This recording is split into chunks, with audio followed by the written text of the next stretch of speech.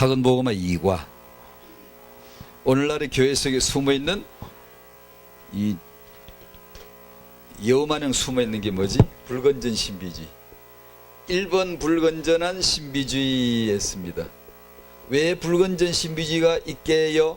신비가 있기 때문입니다. 안티가 있는 것은 신비가 있기 때문에. 신비가 누구죠? 그리스도입니다. 구원받은 사람은 신비를 금방 알아요. 예수는 신비예요. 비밀이요 신비입니다. 예수를 믿어 나갔던 죄인이 구원을 받았는데 신비를 모를 리가 있나? 그게 그냥 평범하게 1 더하기 1이 2가 되는 세상 방식으로 우리가 사는 게 아니에요. 그야말로 참된 신비가 있기 때문에 세상에는 안티가 있는 거예요. 거짓된 불건전한 신비주의가 있는 거예요. 신비주의를 이기려면, 분별하려면 뭐 할 거예요? 아무것도 없어요. 비판해봤자 소용없어요. 걸려든 사람 늘 걸려들어요. 그리고 내가 반대한다고 정당하지도 않아요. 내가 참 신비가 없으면 아무 소용이 없어요. 신비주의가 뭐다? 그 신학 공부해도 소용없어요. 아무런 능력 안 되고 도움 안 돼요. 알면 무한하고. 내가 그리스도의 신비를 누려야지. 내 안에 신비가 있어야지. 사람 만들어주는 신비, 갱신되어지게 온전히 본래로 회복되게 해주시는 신비, 그리스도가 있으셔야 되죠. 그러면 불건전한 신비주의, 그건 이제 꼴랑고 가지고 우리 유혹 안 받는 거예요. 안 그러면 사람은, 우리 집 개는 유혹 안 받아도 대학 교수는 유혹 받아요. 불건전 신비주의 빠져 있어요. 그 사람들이 안 똑똑해서 그런 줄 알아요? 아니에요. 인간은 걸려들게 되어 있습니다. 그래서 답은 그리스도입니다. 그리스도만 참 신비거든, 참 비밀이시거든요. 이번 시한부 종말론은 마찬가지예요. 왜 시한부 종말론이 있게요? 종말이 있기 때문에 시한부 종말론, 그 가짜가 있는 겁니다. 진짜가 없으면, 명품에는요, 명품이 아니면 거기는 짝퉁이 없어요. 있을 필요가 없어요. 명품이 있으니까 짝퉁이 있는 건 법이지, 명품이 없는데 짝퉁이 왜 있습니까? 진짜 종말이 있기 때문에 거짓된 종말론이 있는 겁니다. 여러분은 종말을 알고 사시나요? 전 모르겠어요. 솔직히 그냥 눈으로 보이는 게 이렇게 살지 뭐 종말이 안 되더라고요. 그래서 의식적으로 만들어줘야 됩니다. 근데 저 같은 사람은 제대로 안 되니까 의식적으로 만들어줍니다. 예를 들면 제가 늘 말씀드리죠. 문을 열고 닫을 때마다 생각을 하는 거죠. 이 땅에 장막이 무너지고 문을 닫고 내가 하늘나라 아버지 집으로 문 열고 들어갈 날이 오늘일 수도 있다. 그 고백을 자주 합니다. 그냥 문을 보고 볼 때마다 그 얘기를 합니다. 왜냐? 종말을 의식하라고. 아무 종말이 의식이 안 되더라고요.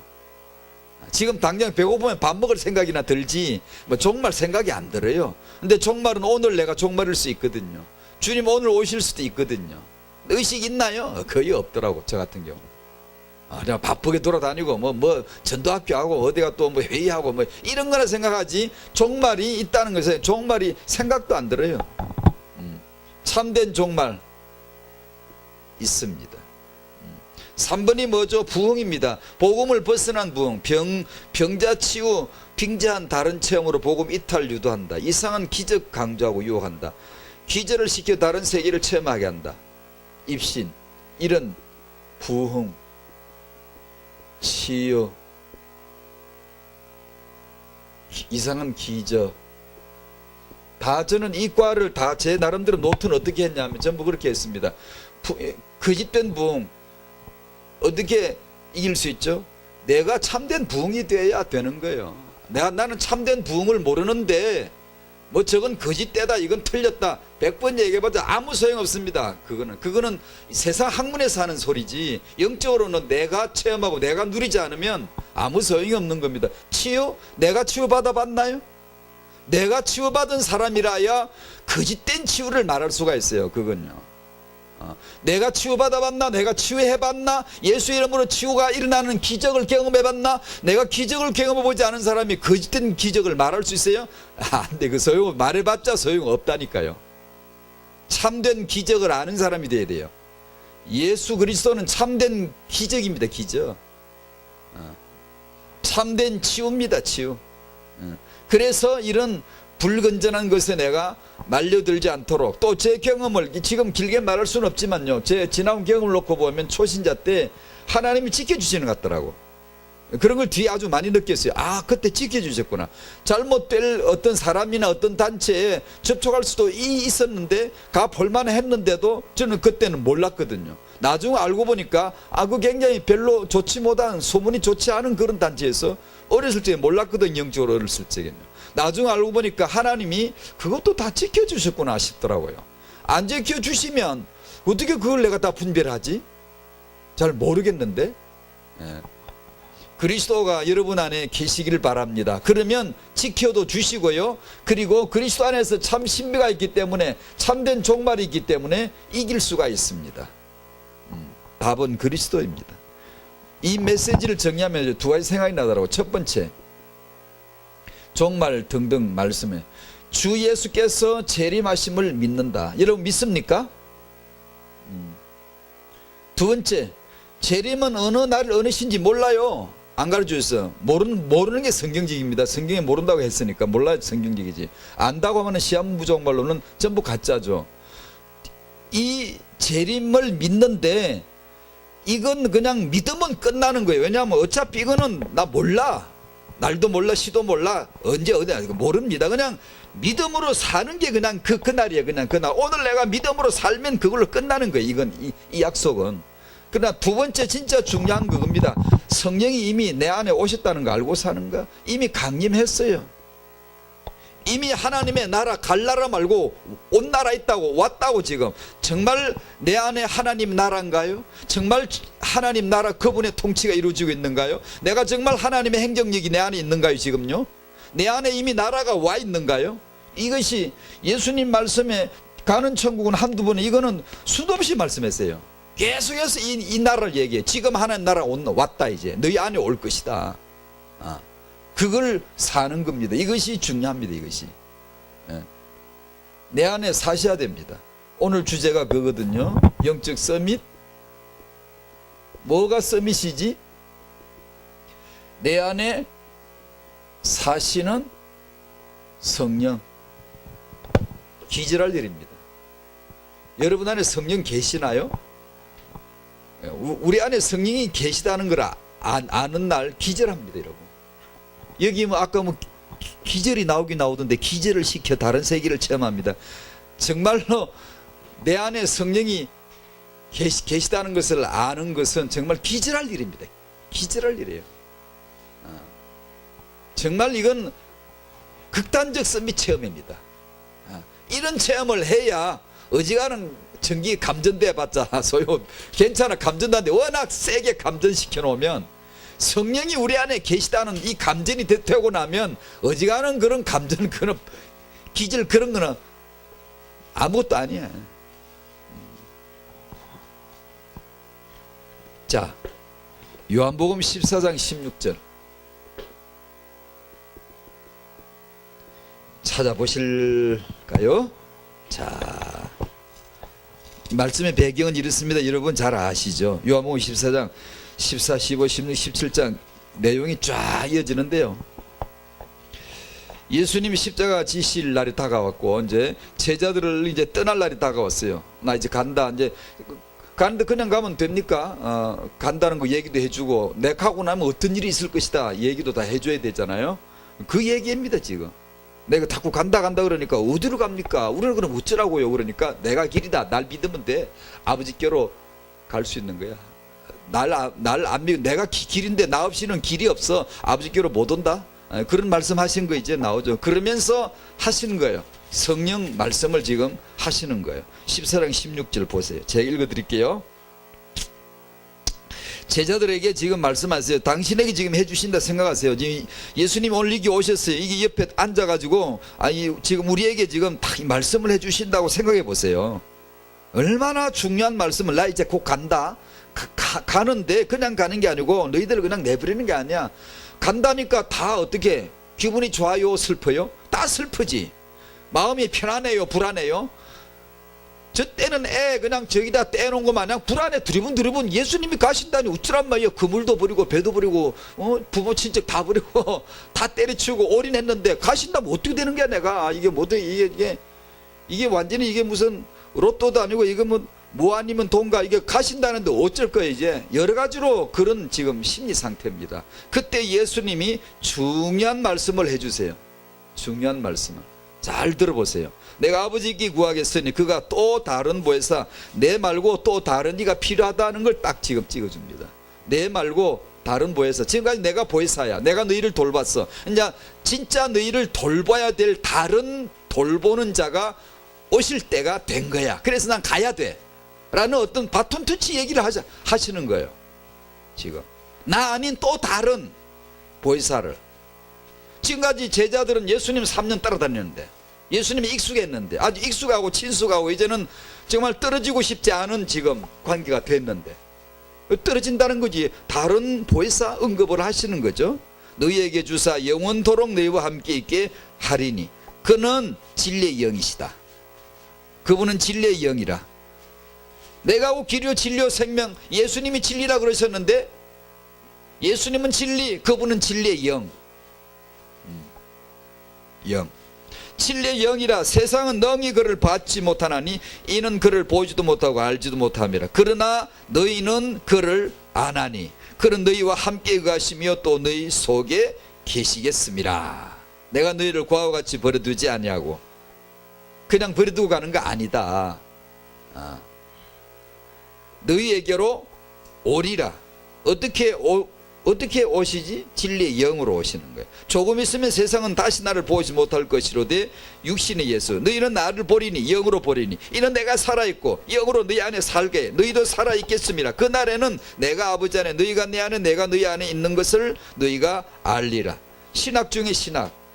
이게 무슨 말이 이런 말이라서 아들이 아버지 안에 아버지가 아들 안에 아들이 우리 안에 우리가 아들 안에 이게 이제 진짜 신학 중에 신학입니다. 신학을 하려면 이런 걸 해야 되는 거예요. 알아야 되는 거예요. 이거는 성령으로 안 하면 모르는 겁니다. 이거 자기가 체험을 안 하면 이게 무슨 말이 이게? 이렇게 해서 계속 이어지는 건데 오늘 여기만 끊었어요. 계속 이어져 이 말씀이요. 자, 영적 서밋은 서론에서 여러 번 말씀드렸습니다. 이 메시지를 시작하면서 서밋은 영적 서밋이란 말은 오로지 그리스도란 뜻입니다. 그리스도가 희미하면 영적 서밋은 말해봤자 소용없어요. 영적 서밋 서밋 안 좋은 거 누가 모르나? 서밋 좋은 줄 누가 모르나? 그러나 그리스도가 희미하면 아무 소용없고 오히려 유혹이 돼요. 아무 소용 쓸데없는 얘기예요. 그리스도가 분명해야 됩니다. 그리스도 안에서 그리스도만 영적인 서밋이고 그리스도 안에서 발견되는 거예요. 그리스도 안에서 어느 날 전혀 못 봤던 내 본래가 주구득 스쳐가는 거예요. 퉁 스쳐가는 거예요. 말씀 듣다가 진리의 영으로 말씀을 듣다가 진리의 영으로 강의를 받다가 이렇게 배우다가 퉁 하고 지나갑니다. 내가 전혀 몰랐던 나의 본래 모습 이게 툭 나타납니다. 진리 안에서 성령으로. 그걸 보는 순간에 인간은 서밋을 체험합니다.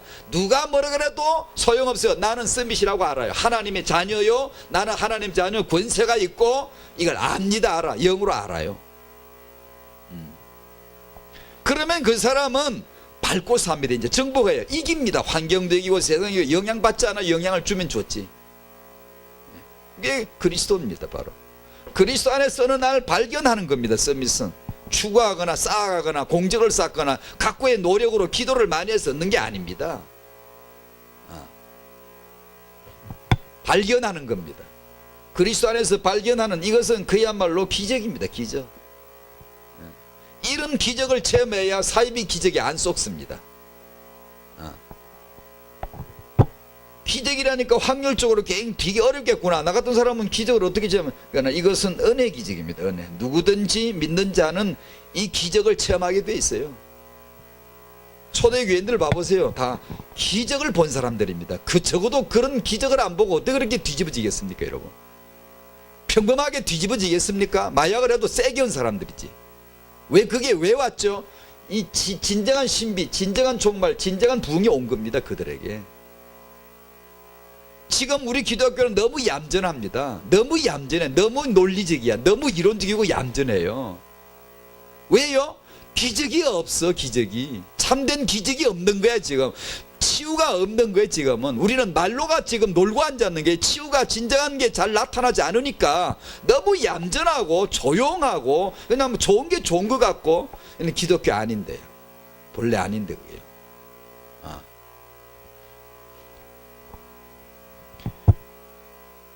이것이 바로 영적인 서밋이다. 서밋. 이 서밋에 축복이 있으시기 바랍니다. 이것은 오직 그리스도를 아는 것만큼 오는 거예요. 아는 것만큼만.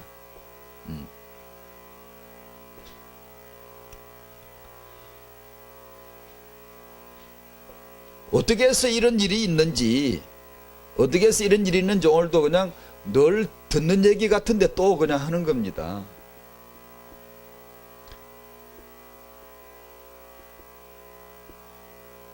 근데 이렇게 안 하고 싶었는데 쓰다 보면 또 이리 되고 쓰다 보면 이리 되고 맨날 메시지를 쓰다 보면 맨날 나 이것만 말을 하고 싶지는 않은데 자꾸 쓰다 보면 이거 나중에 쓰고 나보면 이걸 쓰고 앉았어요. 메시지를 다 쓰고 나면 또 이걸 써놨네. 그래. 하나님과 나 그 안에서 나를 발견하는 겁니다. 나를 발견하는 거예요.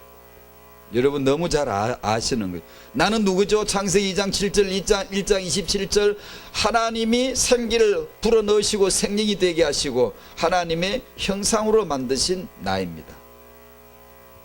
기적입니다. 기적. 이것을 창세기 3장 이후로 모르다가 성령으로 말미암아 본래가 이 모습이 보이는 순간 기적이 일어납니다. 치유 대번에 일어납니다. 대번에 일어납니다. 내 영혼 육신의 치유 대번에 일어납니다. 이 본래 모습을 보는 순간 확 창조가 일어납니다. 말씀 창조가 일어나요. 무에서 유를 만들어 버려요. 그것을 아는 사람은 기적입니다. 기적이 이게 신비입니다. 신비.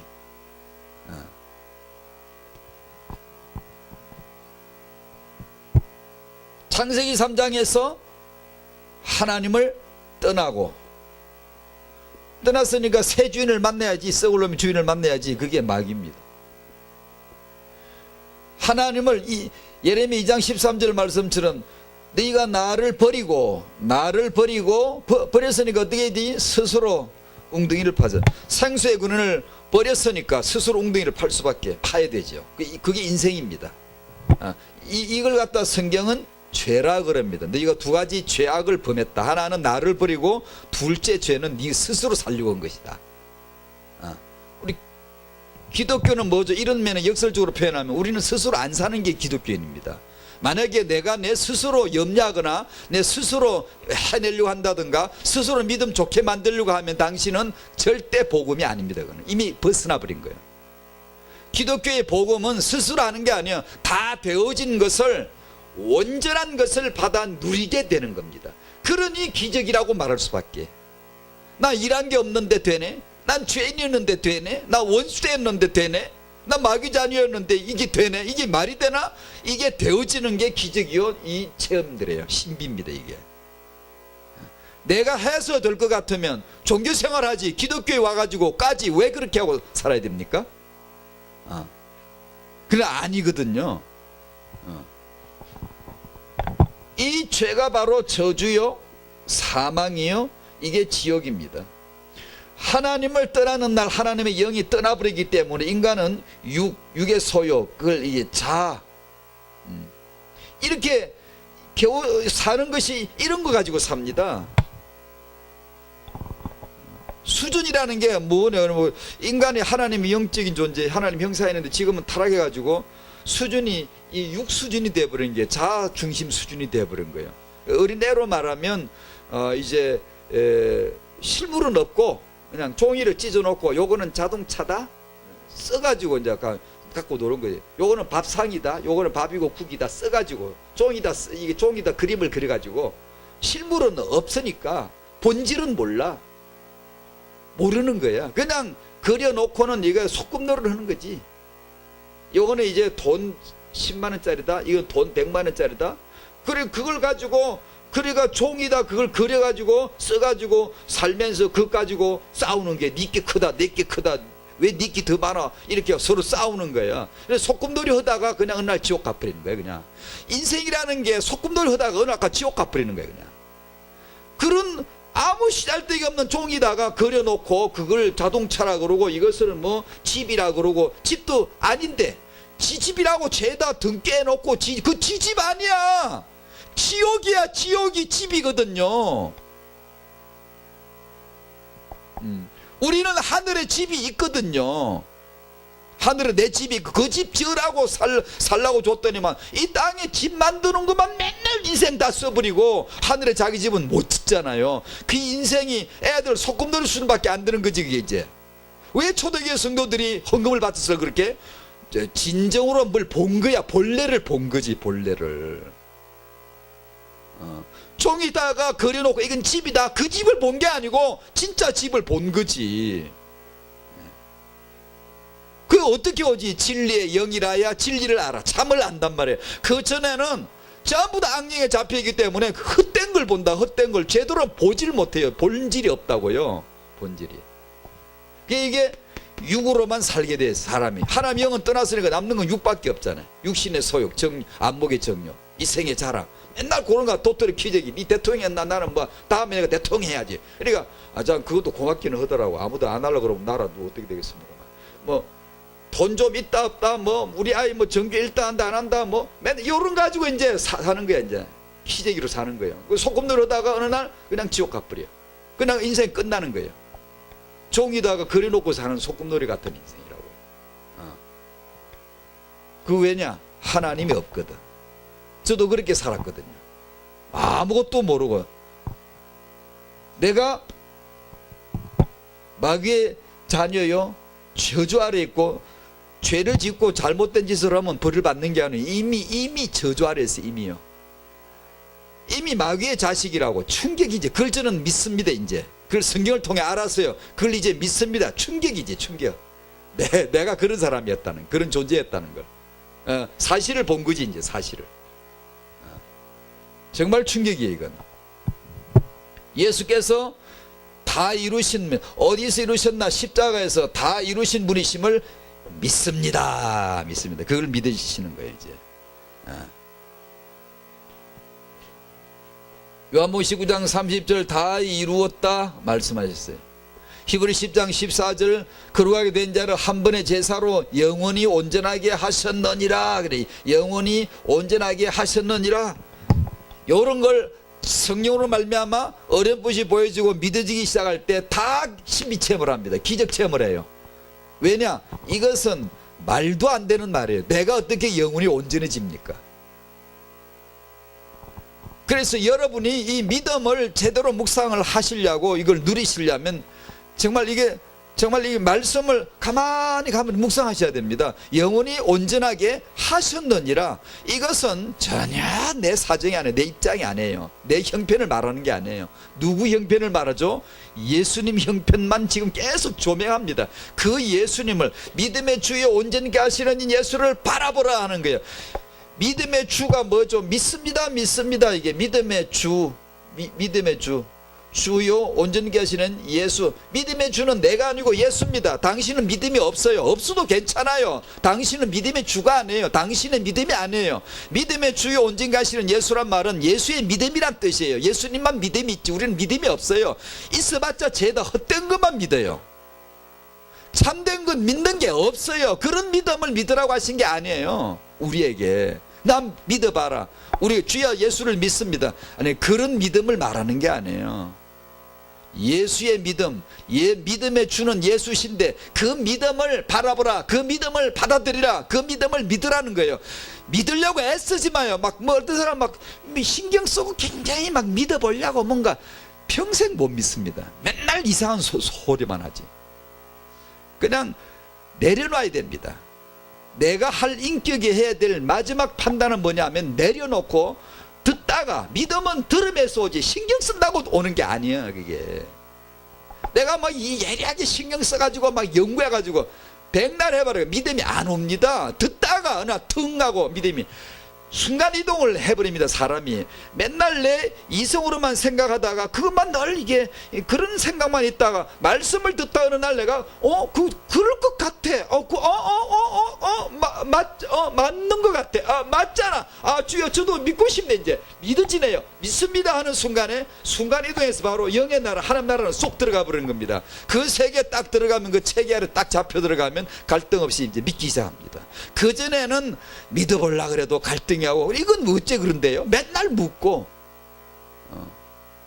질문이 나오고 궁금하고 참된 궁금증 이거 말고요. 그거 말고 맨날 의문이 왜 꼭 그렇게 해야 되는 거지? 왜 성경 꼭 그렇게 해야 말씀? 이게 내 두뇌로는 이게 맞지 않습니다. 코드가 성경은 전혀 내 두뇌하고 코드가 안 맞습니다. 여러분 이건 예수의 믿음이지 내가 믿을 믿음이 아닙니다. 내가 이걸 어떻게 믿습니까? 여러분 나에게서 이 믿음이 나올 수 있습니까?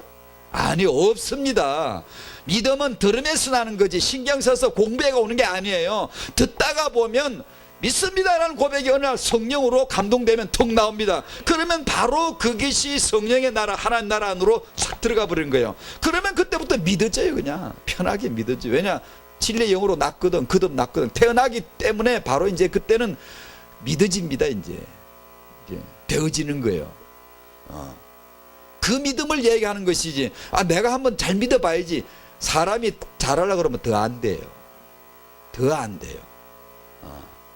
내가 한번 잘해보려고 신앙생활 올해는 잘해봐야 되겠다. 새해 원단 메시지 들으면서 안 돼요. 하나님은 우리의 결단을 의지하지 않습니다. 그런 식으로 해서 결단을 해가지고 각오를 해가지고 믿음이 되지 않아요. 그렇게 해서 되는 게 아니에요.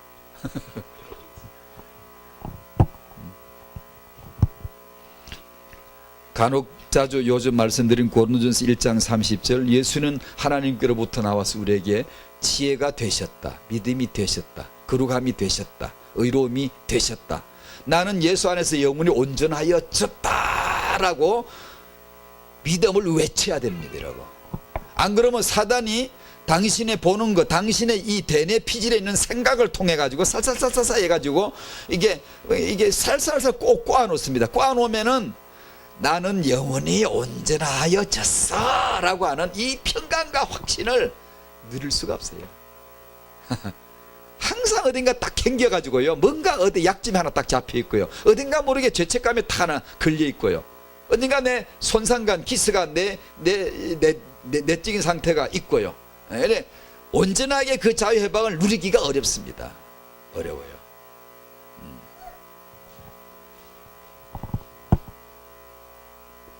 자, 이제 드디어 오늘 주제 3번으로 왔습니다. 성령은 어디 사세요? 참 기가 막힌 일이에요. 성령이 어디 사세요?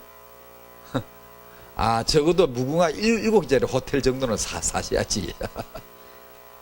성령님 어디 사세요? 이 기가 막힌 일이 지금 벌어지고 있습니다. 여러분이 기적을 만났는데도 기적인 줄 모르고 사람들이 기적 덩어리인데도 기독교인들이 기적을 만난 것 같지가 않아. 맨날 좀 실성한 사람처럼 실실 웃고 댕겨야 되는데 웃지도 않고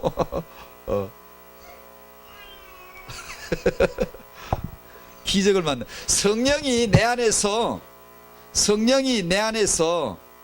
자 이게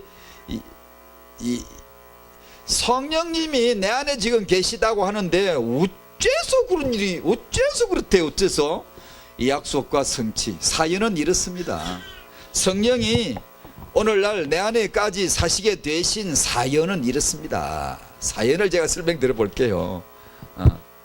늘 자주 말씀드리지만 또 얘기하네요. 하나님이 입을 여시면 중요할 때 중요한 사건, 중요한 의식, 중요한 규례, 중요한 언약, 중요한 사람 이런 걸 통해 언제나 가장 중요하게 핵심적으로 말씀하시는 게 뭐냐면 아들 보낼게, 메시아 보낼게, 여자 후손으로 보낼게, 그 제사장으로 보낼게, 선자로 보낼게, 왕으로 보낼게. 이것이 하나님의 약속입니다.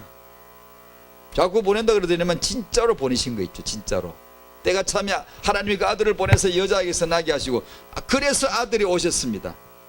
아들이 오셔서 사역을 하시고 공생애를 사시면서 사역을 하시면서 지금 십자가를 앞두시고 지금 이 땅에 제자들을 떠나가실 때가 다 돼가지고 지금 하신 말씀, 예수님 메시지 마지막 결론 항상 뭐지? 성령이에요. 성령 보낸다. 제자들은 예수님 오시면 다 된 줄 알았어. 이제 다 됐어. 이제 된 줄 알았는데 그게 아니고 한 3년 정부 쳐놨는데 가신다는 거지. 성령 보낸다, 성령이 오신다. 그것이 예수님의 사역의 메시지의 결론이 항상. 성령이 오시면 너희들은 알게 돼. 그 말은 뭐예요? 지금은 헤매요. 제자들이 3년을 따라다니기도 헤매요. 몰라요. 여러분, 우리가 진리를 듣는다고 알 줄 압니까? 성경 공부한다고 알 줄 알아요? 신학교 가면 그냥 알 줄 압니까? 아닙니다. 기름을 받아서 알고 가는 사람이 있는가 하면 거기 가서 기름을 받아서 알아지는 때도 있는가 하면은 생판 아무것도 모르고 그냥 신학교 갔다가 그냥 졸업하는 사람도 많습니다. 누구를 뭐 콕 찍을 수는 없지만 있습니다. 우리가 성경을 보면 안다고 생각하십니까? 예수님이 여기 같이 닿다는 우리는 잘 알 것 같습니까? 아닙니다. 예수님 결론은 이겁니다. 그분이 오셔야 너희들이 다 알아. 그분이 오시면 너희들이 깨달아. 그분이 오시면 너희가 깨닫게 될 거야. 확실하게 알게 될 거야. 심지어 권능도 성령이 오시면 너희가 권능을 받고, 성령이 오셔야 권능을 받는 거야. 권능도, 지식도, 깨달음도, 확정도 다 결론이 뭐죠? 성령이 오셔야만 된다는 거예요. 요한복음 16장 23절, 그분이 오시면 그날이 되면 너희가 아무것도 내게 묻지 아니하리라. 그 말은 뭐예요? 지금까지는 제자들이 3년간 예수님 따라다니도 맨날 묻고 싶어. 왜 그렇대요? 그건 왜 그런 거예요? 그냥 질문을 안 해도 질문이 가득 차 있어. 그냥 뭘 잘 모르. 왜냐? 왜 그렇지? 왜 그래? 다 아리송이거든. 다 아리송이야. 다 애매모 아리송. 어째 보이기는 보이는데 예수님이 이적을 행하시는 도대체 어떻게 될 수 있는 거예요? 다 기적을 체험해봐도 아리송한 거예요. 그래 예수님 말씀하시기를 성령이 오시면 알게 돼. 묻지 않아. 그때는 나한테 와서 기도하지 않아. 묻지 않는다 이 말은 나한테 구하지 않는다 이 말. 뭐 제자들이 예를 들면 무슨 아쉬운 일이 있으면 누구한테 갑니까? 예수님 그러잖아 항상. 물에 빠지고 누구 찾아요? 아이고 주여 그러잖아요. 지금 이 아쉬운 일에 문제 풀어야 되는데 어디 가지? 예수님한테 맨날 와서 구하잖아요. 그럼 예수님이 들어주셨잖아요. 이제는 그날이 되면 나한테 기도 안 해도 돼. 나한테 물을 필요도 없어. 니들이 아니까. 왜냐하면 니들이 이제는 내가 없어도 니들이 아버지 앞에 직접 받을 수가 있는 날이 오는 거니까 나한테 기도 안 해도 돼. 묻지 않아도 되는 거야. 왜요? 요한일서 2장 20절 21절 성령의 기름 부으심이 이들을 다 알게 하는데요. 그날이 돼. 그게 바로 성령이라는 거예요. 성령이 오신다는 거예요. 그래서 사도행전 1장 4절 뭐 5절 뭐 이 유명한 우리 메시지 보복 메시지 유명한 메시지 거기서 늘 나오잖아요. 기다리라, 떠나지 마라, 아버지 약속하신 것을 받으라. 그 이제 내 안에 살아 역사하시는 아버지께서 약속하신 아들, 아들이 약속하신 성령이 드디어 내 안에, 아버지 하나님이 문 열고 나와서 길 떠나서 채배가 길 떠나가지고 아들로 그 다음에 성령으로 그분이 마지막 도착하신 시점이 어디냐 하면 내 안입니다. 여러분 아니에요. 이제는 안 가. 이제는 성천 안 하시고 사셔 이제 내 안에 정착해서 하나님이 자기 집으로 삼고 거주지를 정한 거야. 지금은 성도들이 이것을 알아야 신앙생활이 되는 거예요. 맨날 이게 다른 걸 내가 안다고 되는 게 아니에요. 내가 안다고. 어떤 사람은 완벽하게 우리 단체 훈련 용어를 다 풀어서 완벽하게 말하고 정리하는 걸 보면 완벽한데 그러면 정말 성경적인 응답을 받은 것인가? 아닌 경우가 너무 많거든요. 그게요. 왜냐? 자기 안에 이것이 이루어져야 되는데요. 성령이 내 안에 사신다. 내 안에 사심으로 온전한 삶을 이루게 하셨다.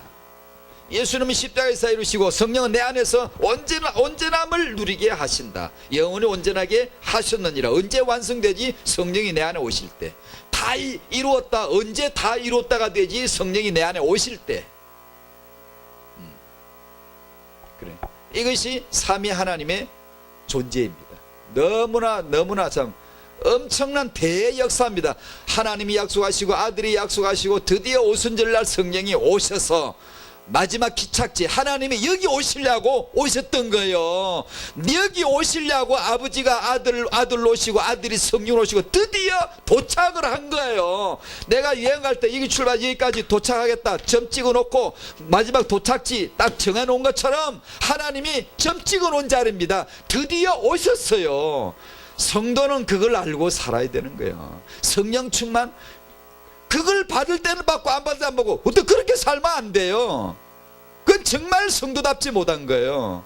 정말 기적이 없는 거야. 비밀을 모르는 거야. 그러니까 불건전 신부한테 당하지, 사이비 종말론에 당하지. 성령이 내 안에 사시는 거예요. 역동적이에요. 24시간이에요. 이건 행복한 거예요. 깨가 쏟아지는 거예요. 아주 그냥 즐겁고 행복한 액티비티. 사람이, 크리스찬들이 이 삶이 왜 이게 바람 빠져 있어요? 왜 이렇게 감격이 없나요? 그래도 되는 건가요? 안 돼요. 그러면 안 돼요. 안 돼요.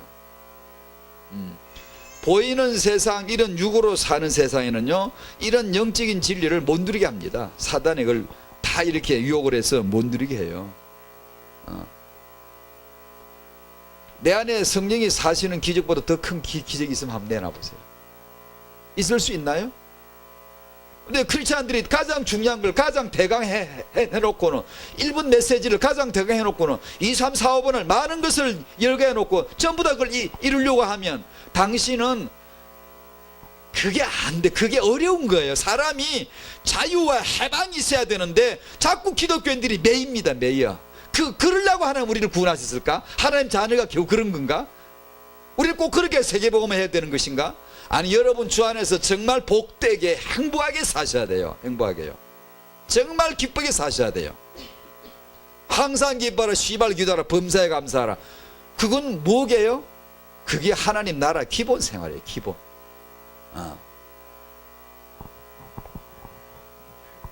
어떤 사람들 보면 아주 그냥 말을 열게 해놓은 거 보면 완벽해요. 완벽해. 그래. 그러면 안 돼요. 예수가 누리져야 돼요. 예수가 내 안에. 그리고 주위에 어떤 사람들이 생각처럼 빨리 변화가 안 되고 그러면 건드리지 마세요. 냅두세요.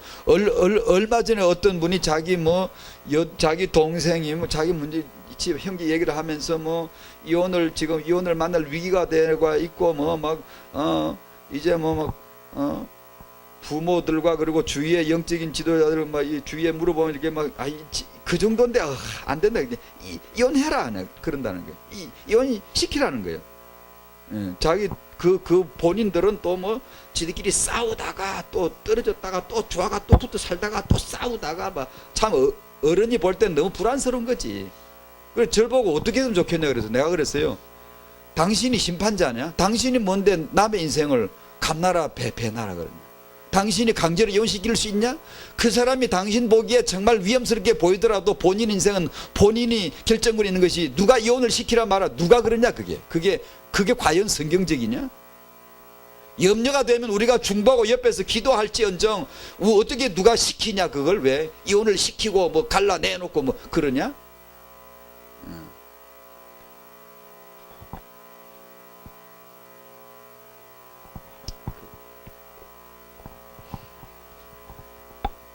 내 개인의 문제, 주위의 문제, 어느 문제가 있더라도 그게 매이면 안 됩니다. 사단이 그걸 딱 노리는 겁니다. 하나님의 자녀 신분 권세를 구멍을 숭숭숭 들어가 싹 빼버립니다. 그러면 감사도 기쁨도 이 평강도 희락도 없이 말라가지고 그냥 신앙생활 합시고 그렇게 하나님 자녀가 그렇게 그리처럼 그렇게 사는 법이 있는가? 그런 식으로 우리가 신앙생활을 명맥을 유지하는 이런 걸 허감이 딱 잡고 그렇게 하는 거야. 어떤 세상이든 어떤 문제건 내 문제건 어떤 가정 문제건 자식 문제건 아무리 많아도 우리는 그리스도 안에서 누릴 수 있는 최고의 서밋의 축복을 받은 자들이 뭘 하셔야 돼요? 절대로 시험 들면 안 돼요. 그렇게 내가 살아줘야 그 동생, 아까 말한 그 동생도 은혜를 받을 수 있는 기회라도 더 있지. 맨날 옆에서 갈라서 이혼해 맨날, 그게 무슨 도대체 어떻게 그 사람이 하나님의 은혜를 받겠습니까? 우리 보기는 참 이혼을 시켜도 쌀 만큼 그러니까 그렇겠지만 그래도 그렇지 않습니다. 그 인생은 그가 알아서 할 수 있도록 해야 됩니다. 마음이 아무리 아파도 우리는 기도해야 되고, 내가 할 도리 기도하고 계속해서 중보하고 이렇게 해줘야지. 남의 인생을 지금 나이가 몇 살인데 해라 마라 그래야 됩니까? 내가 지금 그거는 딴 얘기인데 무슨 얘기 하다 그러냐면, 우리는 어떤 경우라도 난 누릴 수 있어야 되는 거예요. 누릴 수 있어야 되는 거예요. 염려하지 마셔야 된다는 거예요. 아니 염려할 일이 이렇게 많은데 저도 염려할 일이 되게 많아요. 네, 안 해요. 왜요? 씨잘데기 없는 거예요. 아니 씨잘데기 없는 정도가 아니고 범죄 행위예요. 왜 죄를 짓습니까? 비싼 밥 먹고. 왜 하나님한테 괜히 그냥 살아도 될 삶을 그냥 살면서 왜 죄를 짓고 삽니까? 염려하지 말라고 그러셨는데 누리셔야 돼요. 이걸요.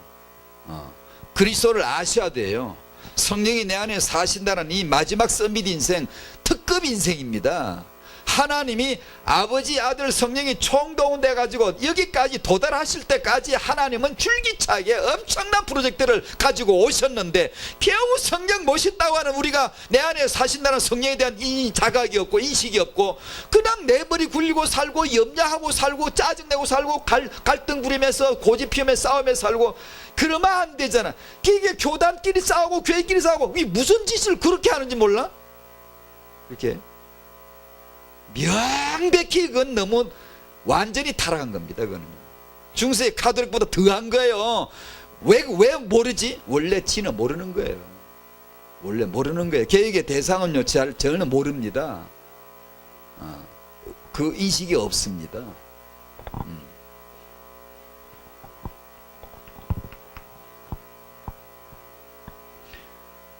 지금 하나님 머무시는 성전 집이 내 아니란 사실, 이걸 입을 뒤집어 쓰고요, 가만히 생각해보세요. 화장실에 가서 여러분 뭐 하세요? 볼일만 보세요? 얼마나 좋은데요. 다 묵상해 보세요. 그게 안 되면 그런 걸 도우라고, 이제 글자라는 게 있는, 글씨라는, 글이라는 게 있는 거예요. 그럴 때 써먹으라고 앞에다 크게 써놓는 거예요. 내가 묵상할 주제나 말씀 구절을. 그러면 딱 눈에 띄니까 생각을 하기 좀 쉽잖아요. 그럴 때 쓰라고 글이 있는 거예요. 글을 어디다 죄다 딴 글은 잘 쓰고 그런 글은 잘 안 쓰지 또. 그런 걸 써놓고 묵상을 하는 거예요. 생각을 하는 거예요. 한 번을 해도 이런 걸 생각해야 돼요. 이런 걸요. 사람이요. 그래 이게 연장이 되고 하루 종일 내 안에 계신 성령님과 뭐 해야 돼요? 소통을 하세요. 계속 소통하세요. 계속 끊임없이 말씀으로 소통을 하는 거예요. 그래 뭐 하루 종일 지나도 뭐 찬송 하나 부른 것도 없고, 뭐 하루 종일 지나도 뭐 그분을 성령님과 소통하는 것도 별로 없고, 이러면 여러분은 전혀 하늘 양식 공급을 못 받는 게, 하늘 생수도 없고 하늘 양식도 없고 그냥 내 미천으로 내 자원으로만 빼빠지게 열심히 사는 거예요. 그게 예수님 십자가 죽이시나 마나, 성령님 내 안에 들어오시나 마나, 안 들어오셔도 별 상관없는 인생을 살잖아요. 안 들어오셔도 구태여 꼭 내 앞에까지 왜 오셨나 모르겠어. 그냥 옆에서 도와주든지 하늘에서 간혹가다 음성을 한번 들려주시니 이렇게 하면 될 텐데 왜 꼭 내 안에까지 오셨죠? 다 알게 하려고, 다 깨닫게 하려고, 다 권능을 받게 하려고, 다 그냥 예수가 사시던 것과 동일한 신분과 동일한 권세로 살게 만들어 주려고 그렇게 하신 거거든요. 근데 우리 승리해야 돼요. 진짜 승리해야 돼요. 우리는 완전히 썸밋이에요. 완벽한 썸밋이에요. 정말 이런 사람은 없어요. 어떻게 성령이 와 계신 자가 누가 있습니까?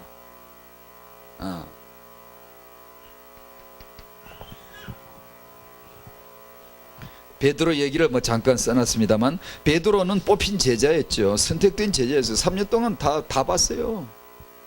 다 봤어요. 체험했어요. 그런데 인생에 마지막 남는 거는 배신 때린 거 하나밖에 안 남아. 아무것도 없어요. 인간은 그렇습니다. 불끈 짜면 나올 게 그거밖에 없어요. 인간에게 믿음이 안 나옵니다, 여러분. 인간에게는 의가 안 나옵니다, 여러분. 다 볼 것 봐도 안 됩니다. 마태복음 26장 70절이야. 예수님 부인했죠. 맹세하고 부인했죠. 저주하고 맹세하고 부인했죠. 별이 3개야, 3개. 베드로, 인간적으로 말하면 베드로는 갔어요. 양심적으로 고개 못 들. 그런 인생은요 무너지는 거예요. 인간적으로는. 그러나 복음은 베드로를 회복시켰어요. 왜 회복시켰게요? 이제 중요한 얘기를 하는 겁니다, 여러분. 왜 베드로 용서 받았죠? 용서 받으면 용서 받아지나요? 아닙니다. 오순절날 성령 받아야 용서가 제대로 되는 거예요. 치유받으면 내가 치유해 줄게, 내가 치유 받는다. 그런다. 아니, 당신의 안에는 그 손상이 있어요. 찌그러져 있어요. 그래서 그것이 하디스크가 돌다가 찌그러진 게 디딕하고 반드시 나옵니다. 내가 살다가 나옵니다. 근데 베드로를 용서를 하시는 것은 저는 이렇게 봐요. 오순절날 성령이 오셔야 돼요. 성령을 받아야 돼요. 그래야 이 복음이 이제 드디어 복음이 되는 거예요. 베드로를 왜 용서하셨죠? 그 성령이 오시는 그 자리, 그 시점에 있을 수 있도록 해주신 것이 예수님의 인도예요. 만약에 예를 들어 이래 보자. 베드로가 용서받았다. 예수님 만나가지고, 부활하신 예수님 만나 용서받았잖아요. 뭐 이게 관계가 회복됐다고 보자. 근데 오순절날 성령을 못 받았다 그러자. 베드로 온전한 용서 안 해요. 오순절날 성령이 임하시니까 베드로가 예전에 예수를 3번씩이나 배신한, 저주 맹세하면서 배신한, 부인한 확실한 전과자예요. 아무리 용서받아도 어딘가 마음 한구석에는 기스가 착 가가지고 어딘가 모르게 알게 모르게 그를 잡고 있을 수 있어요. 그러나 아무것도 없이 싹 지워내버리고, 누가요? 성령이요. 담대하게 서가지고 나사렛 예수 이름으로. 사도행 2장에 베드로가 한 첫 설교, 이 창세 이후로 처음에 아버지와 아들 성령 하나님이 드디어 완성시킨 복음을 첫 가동시키는, 저 미사를 쏴보자, 올려보자, 보탄 올 때는 가자라 순간지라 휙 대입금 밖을 나가면 와 소개돼. 아버지와 아들 성령님 하나님이 수천 년 오랜 역사 속에 완성하신 성령, 드디어 복음이 완성돼 가지고 처음으로 베드로 속에서 가동을 지금 해보는 거야. 베드로 안에 성령이 마시고 베드로가 드디어 메시지를 하는데, 이거는 유일무이하게 첫 설교야. 복음의 설교, 첫 설교예요. 와 나는데 3,000명이 구원받았어. 3,000명. 3장에 남에서부터 걷지 못한 사람, 하나님이 예수님이 안 고치고 남겨둬서 딱 세밀하게 예비시켜준 그 자리, 그 환자입니다. 예수님이 안 고쳐준 것이지 예수님이 못 고쳤나? 베드로 처음으로 예수 이름으로 인간이 사람이 처음으로 예수님과 똑같이, 하나님 아들과 똑같이, 다시 말하면 하나님과 똑같이, 하나님처럼 처음으로 베드로가 성령이 임하니까 자기 예수님 3번이나 부인한 이 지울 수 없는 흔적을 싹 지워버리고, 하나도 죄의식 죄책감 없이 강하고 담대하게 예수의 이름으로 일어나라고 하나님 입이 대가 고대로 말을 하더라. 하나님이 그걸 지켜보시는 거지. 최초로 완성된 복음이 처음으로 가동되는 첫 사건들이에요. 첫 사건들. 얼마나 감격적입니까? 뭐죠? 그 안에서 우리를 보라는 거죠. 내 안에서 나를 보면 내가 어떻게 앉으면 일어나라 그러지? 못합니다. 내 주제에 내가 기도를 요즘 잘 못해. 맨날 지 이야기를 하잖아. 우리 안에 성령이 계시고 영혼이 온전하게 하셨고 완전히 다 이루신 예수님이 계시다는 것은 까마득하게 잃어버린다. 내가 상황을 만나면, 문제를 만나면 믿음은 싹 날아가버리고 내 의식만 딱 남는 거야, 우리가 지금. 그러니 불신앙이 찰 수밖에, 맨날 불신앙 차가지고 우리가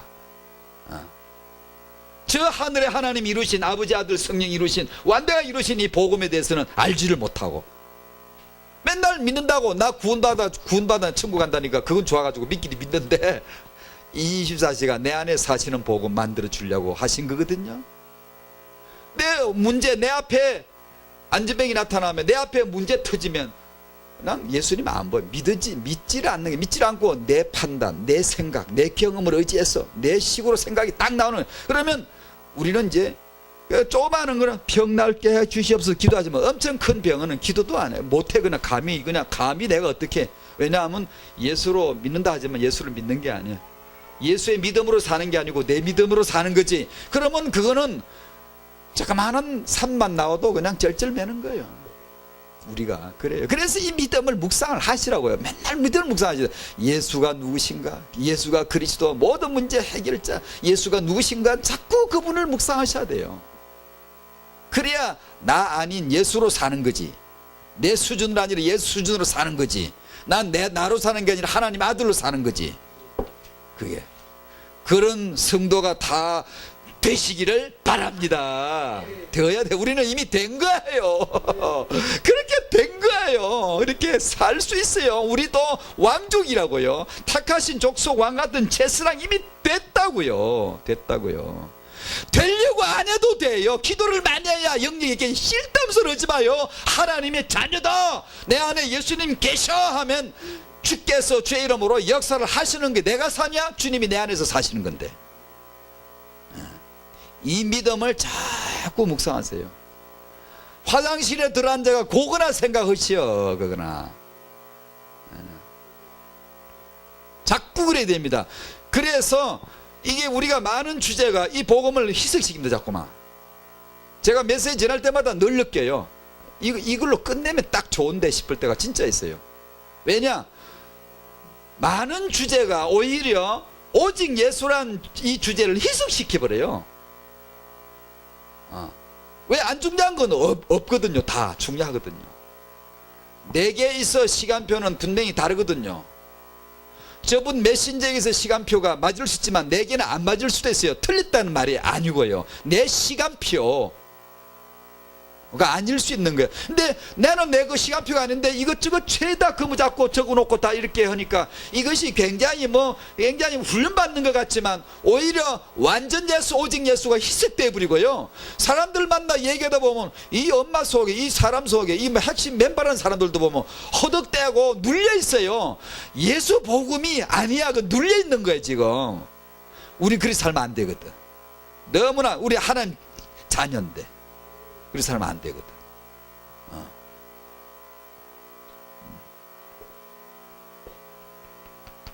그래서 맨날 이걸 쓰다 보면 이런 메시지를 또 쓰는 거예요. 지금. 베드로와 똑같이 우리도 예수 믿고 우리 안에도 성령 계시고 아멘. 그러면 우리도 베드로와 똑같이 아니 그거 치워버려. 그거는 틀린 거야. 예수님과 똑같이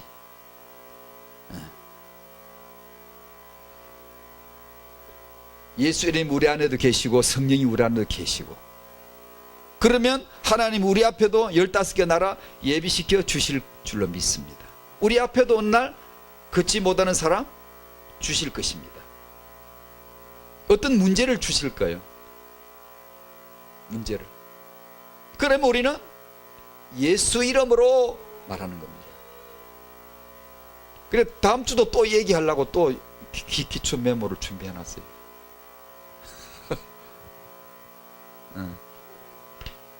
예수 이름으로. 그건 예수 인감 도장입니다. 예수님이 자기 인감 도장을 내한테 아주 맡겨버렸어요. 네가 쓰고 싶을 때 마음대로 찍어버리라는 거예요. 인감 도장 알죠? 중요한 겁니다. 예수님의 모든 재산을 다 보증하는 거예요. 인감 증명이에요. 네가 내 이름으로 기도해라. 구하라. 그러면 아버지가 다 주신다는 거예요. 정말 이게 기적입니다. 기절할 기적입니다. 이걸 우리가 알아야 됩니다. 이걸. 그래서 베드로처럼 예수 이름으로 다 이렇게 나오는 겁니다. 예수는 인감 도장을 꽝 찍어버린 것이죠. 베드로가 그날. 그래서 그 사람이 일어났습니다. 왜요? 예수님 이름이 일어나게 한 거예요. 우리에게도 이런 증거를 주실 줄로 믿습니다. 아멘, 아멘. 그래서 이제 태영아 서민 육아가 나오는 겁니다. 정말 이게 우리 멋진 부모님이 되셔야 돼요. 아멘. 멋진 성도들 되시기 바라요. 돈이 좀 적나요? 물질적인 문제 있나요? 환경적인 어려움이 있나요? 괜찮습니다. 괜찮아. 여러분 두려워하지 마시고 예수 이름을 부르십시오. 선언하십시오. 예수 이름은 모든 무릎이 꿇는 이름, 모든 이름이 입을 열고 예수를 주라고 부를 수밖에 없는 그 이름입니다. 예수 이름으로 내가 예수 그리스도 이름으로 명하노니, 내가 예수 이름으로 수없이 많이 말을, 이 이름을 써야 돼요. 잘 안 쓰잖아요. 사람들이 잘 안 써요. 이 자기 이름을, 예수 이름을 우리에게 딱 떼줬거든. 완전히 쓰라고. 쓰세요. 계속 쓰세요. 예수 이름으로 자꾸 그러세요. 내 마음에 뭐가 불신하면 예수 이름으로 나가라 그러세요. 내 마음에 자꾸 염려하면 예수 이름으로 빨리 나가라 그러세요. 나 염려 사라지라 그러세요. 예수 이름으로 이 환경에 역사해달라 그러세요. 자꾸만 예수 이름으로 새 창조가 일어날지어다 자꾸 그러세요. 하나도 안 되는데 될 때까지 하세요. 예수 이름은 진실하니까요. 예수 이름을 정말 우리가 받은 줄 안다면 정말 못 말리는 인생들 될 텐데, 하루 수도 없이 써댈 거예요. 그냥 예수 이름으로 그냥 인감 도장을 계속 찍어댈 거예요. 예수 인감 증명을 계속 써먹을 텐데 안 써먹잖아요. 왜? 이 기적을 안 봤거든. 이 기적을 몰라요 사람들이. 그래서 안 쓰는 거야. 안 쓰니까 어떻게? 자기 힘으로 살아야 되거든. 그러니까 마음이, 자기 힘은 뻔해요. 자기 자원은 뻔하다고요. 맛있는 거 돈 좀 벌면 기분이 좀 좋았다가요, 돈이 좀 없으면 기분이 팍 꺼졌다가요, 맛있는 거 먹을 때 좀 기분이 좀 좋았다가요, 안 마시는 거 뭐 별로 기분이 안, 그런 정도예요. 그냥 비밀이 없어져 버려. 비밀이 없다고. 이게 멋진 이제 태영아 부모님들 육아가 나오는 거예요. 이런 육아는 영적 전쟁이다. 그러므로 이건 영으로 하는 것이고 성령으로 하는 것이다. 우리 아이 성령으로 키운다, 레슬리 몽고메리가 쓴 책이 있는데, 그 책에 보면 영적 육아를 강조하는 것 같아요. 엄마들 같으면 한번 읽어보실 필요가 있고요. 부모 자신은 구주가 아니다. 부모는 양육자이지만 양육자가 아니다. 누가 양육자이시지? 바로 예수님이시다. 성령님이시다. 이 아이는 죄가 있고 죄를 스스로 선택했고 자기 안에 간직하고 있으므로 이 아이 속에 예수님이 계시게 하시고 이 아이 속에 성령이 충만하게 해달라고 끊임없이 구해야 되고, 부모가 할 양육은 뭐냐? 이 예수님과 성령님을 증거하는 것이다. 증거해 주는 것이 우리의 육아다. 내가 양육자 맞지만 진짜 양육자는 주님이시다. 그러므로 부모가 할 일은 이 아이에게 예수님이 계시도록 하는 것이 우리의 육아다. 영적 육아죠. 이게 서민 육아죠. 몰라서 그렇지 알고 보면 이게 특급 육아 비밀입니다. 바로 이런 육아를 누가 알겠어요? 이걸 잘 모르는 사람들은요, 맨 세상적인 지식적인 그런 게 조금 있으면요, 눈이 떠여가지고요 굉장한 것처럼 막 얘기를 합니다. 포장을 하고 막 이렇게 이야기합니다. 만약에 그걸 그러려면 우리의 이 진리 앞에는 만 번도 더 기절하거나 일어났으나 그렇게라도 하면 돼요. 이런 일에는 기절을 한 적도 없어요. 기절을 한 적도 없다고. 없는데 그런 데 대해서는 막 솔깃하고 막 뭐가 답이 될 것 같고 막 그런 게 어디서 온 겁니까 여러분? 그게 책을 이제 이런 비밀이 있는 사람들이 드디어 책을 읽으면서 육아를 공부를 하는, 우리 교회에서도 지난 주일에도 우리 엄마에게 책 독서 목록을 줬어요. 제가 이거 읽으라고 했어요. 그러니까 공부를 하라고 그래. 기도 말씀 전도 공부 운동을 두 가지를 더 추가해서 우리 교회 온담에서 줬는데요, 공부를 하라고 그래서 공부를 하면서 이걸 가지면서 공부를 하면서 하나씩 응답을 보는 게, 책을 읽는 요령을 간단하게 팁을 하나 줄까요? 책도 읽지도 않은 사람한테 해봤자 소용도 없는데, 이거는 책 읽기는 읽나? 읽으면 제가 알려드릴게요. 아이고 얘기 안 할란다. 완전 서밋이에요 우리 저분은요. 예, 맞습니다. 그렇게 평상시에 말씀이 나올 수 있어야 돼요. 나는 성경책 읽는다고 맞고 말고요. 성경책 읽다 기절을 안 한 사람은 책 읽을 자격이 없어요. 책이나 읽고 뭐 그거나 말, 그게 무슨 양심이 그런 양심이 있습니까? 하나님의 책에 엎드러져 본 적이 없으면서 그게 앞에 머리를 쳐박고 회개하고 눈물을 쏟고 밤을 새워서 읽어본 적이 없는, 성경 때문에 잡혀가 밤을 새워보고 그렇게 해본 적이 없는 사람이 책을 읽을 자격이 사실 있나? 사실은 공부할 자격이 있나? 사실은 좀 더 극단적인 표현 같지만 근데 그렇게 했다 치고 책을 읽으면 사람들이 보통 책 내용의 은혜를 받습니다. 망합니다. 사람들이 왜 망하는 줄 아세요? 책 보고 다 그 내용의 은혜 받아가 다 망합니다. 여러분, 사람들이 왜 사고방식, 사상, 철학이 왜 들어간 줄 아세요? 책 보고 다 들어간 겁니다. 아니면 그 책의 저자 강의를 듣고 들어간 거예요. 망합니다. 여러분, 책의 내용을 가지고 은혜를 받기 시작하면 망합니다. 사람이. 성경책 말고. 저도 처음에 타영과 관련 책을 한 40~50권, 50~50권 읽을 때는 책 내용을 봐서 그때 내가 정리해놓은, 요약해놓은 내용들 지금도 있어요. 그 내용은 그걸 내가 요약해놓은 걸 읽어보면 하다가 박스 만들어 내 의견을 그때 딱 또 요약하다 내 의견을 넣고 보면 감탄한 것들이 많아요. 와, 이런 것들이고 이런 것들이고 하는데 참 이게 참 도움이 될 것 같다, 막 이런 표현들이 많아요. 지금도 그대로 안 지우고 있습니다. 한 이제 100권, 200권 올라가니까 책 내용이 아니라 저자가 보이기 시작했어요. 저자부터 읽어야 독서를 제대로 하는 겁니다. 저자가 누군지도 모르고 저자는 덮어놓고 그냥 책 내용만 읽고 좋다 좋다, 당신은 망할 수 있어요. 아주 세상의 인본주의 불신앙은 뱀의 혓바닥처럼 부드럽습니다. 뉴에이지 음악 부드럽습니다. 뉴에이지 서적 부드럽습니다. 굉장히 부드럽게 합리적으로 축복된 표현들을 잘 실어놓습니다.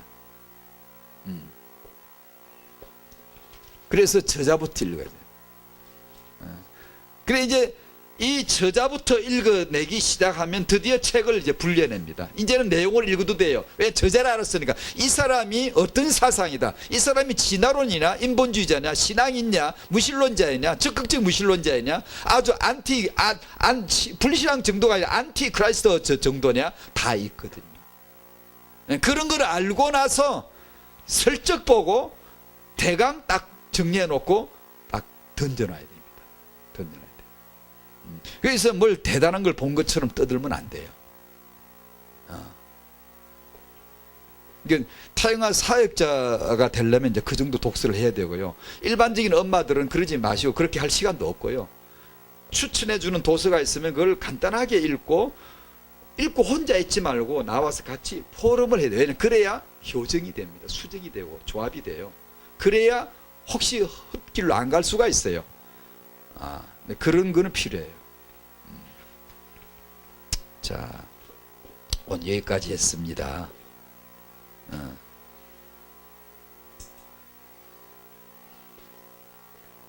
하나님 앞에서 내 모습이 이렇게 타락되었고 사단에게, 이것이 내 사주팔자예요. 내 사주팔자를 딱 집어내면 마귀 만난 죄인이요 지옥 갑니다. 그리스도 안에 새 피조물 된 사주팔자를 차르르 흔들면 이건 하나님 자 안에 신분 권세가 있고 성령께서 내 안에 계시는 썸밋이에요. 완전한 썸밋이에요. 문제가 뭐죠? 내 육과 이 사단의 공격받는 육으로 인해서 이 썸밋을 못 누리는 거예요. 왜요? 내 정신과 이 생각 속에 침투된 손상된 기억력, 손상된 내 마음들이, 흔적들이 많아가지고요. 그것이 드그득 걸려내요. 그것을 싹 지워내는 것이 성령이에요. 베드로처럼 그렇게 무섭도록 더럽게 비열하게 배신을 했지만 당당하게 서서 예수 이름으로 명령할 수가 있었던 것은요, 성령으로 인하여 완벽하게 치유되기 때문입니다.